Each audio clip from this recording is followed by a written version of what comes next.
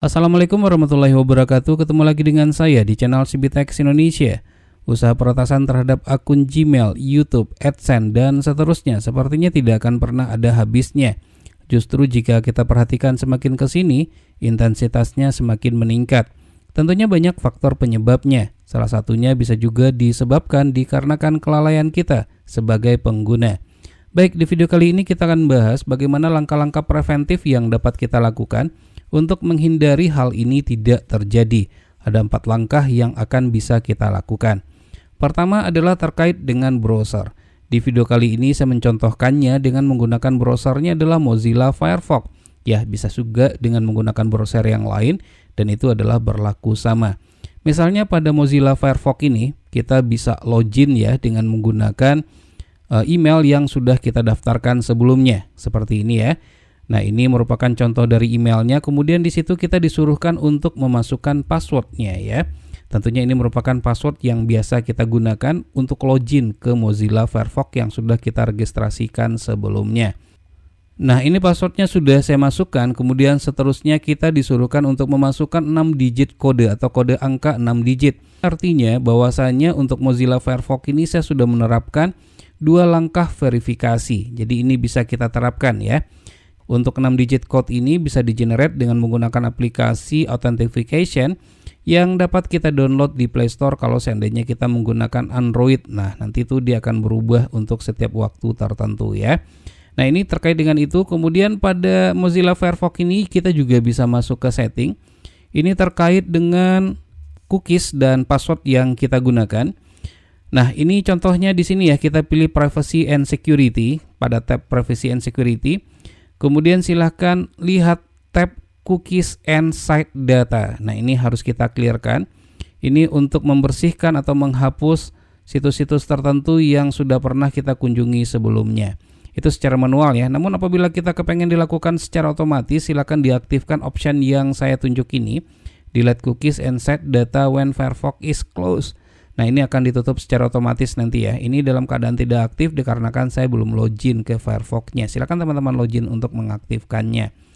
Nah, ini yang paling penting sekali yaitu masalah password-nya untuk login. Ada kalanya untuk memudahkan kita pada saat kita login ke situs tertentu, password-nya kita simpan. Nah, ini sebenarnya adalah sangat berbahaya sekali dan rentan terhadap pencurian dan ini yang sering kali terjadi ya. Apabila teman-teman sudah terlanjur untuk memasukkan password tersimpan di dalam browser manapun seperti pada Mozilla Firefox ini, kita pilih Save Logins. Nah, kemudian di sini ya, di bagian yang saya tunjuk ini kebetulan di sini sudah kosong ya, saya hapus semuanya. Kalau seandainya di sini ada situs tertentu, kemudian ada username dan passwordnya dirasa itu sangat penting seperti Google account, YouTube dan seterusnya, ada baiknya itu untuk dihapus saja untuk menghindari usaha peretasan tersebut.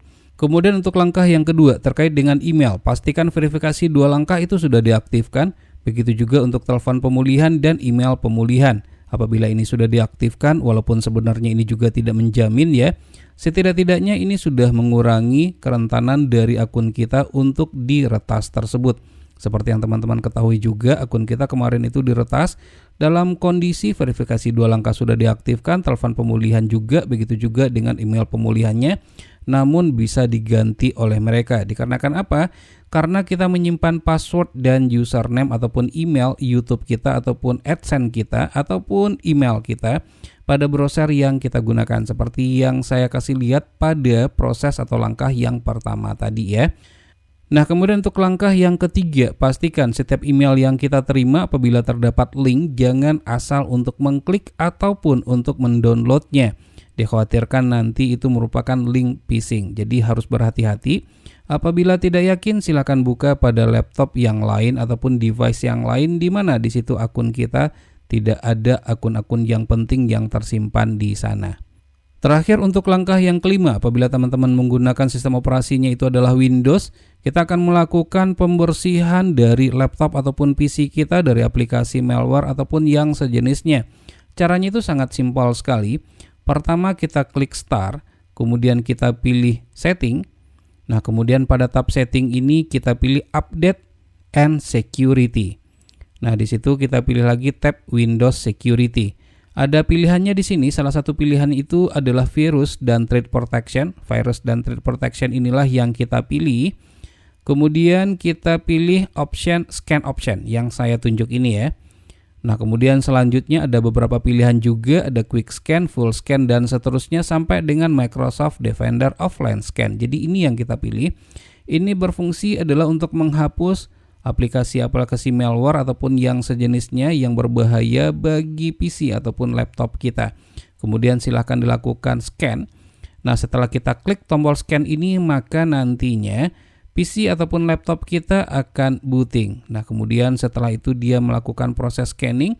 Jika diketemukan adanya aplikasi malware, itu akan terdeteksi dan dihapus secara otomatis. Namun apabila teman-teman menggunakan itu adalah smartphone, misalnya smartphone berbasiskan kepada Android, silakan buka Play Store, kemudian silakan klik profilnya.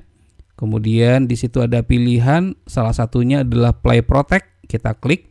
Kemudian selanjutnya option setting pada pojok kanan atas berupa gerigi ya. Pastikan pilihan scan apps with Play Protect itu diaktifkan, begitu juga dengan improve harmful app detection itu juga diaktifkan.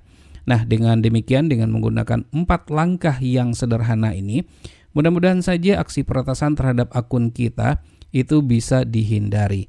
Baik, semoga saja video ini bermanfaat. Jangan lupa untuk terus mensupport channel ini. Cukup dengan cara subscribe, share ke teman-temannya, dan tekan lonceng agar selalu mendapatkan notifikasi video terbaru. Terima kasih, sampai ketemu lagi di video berikutnya.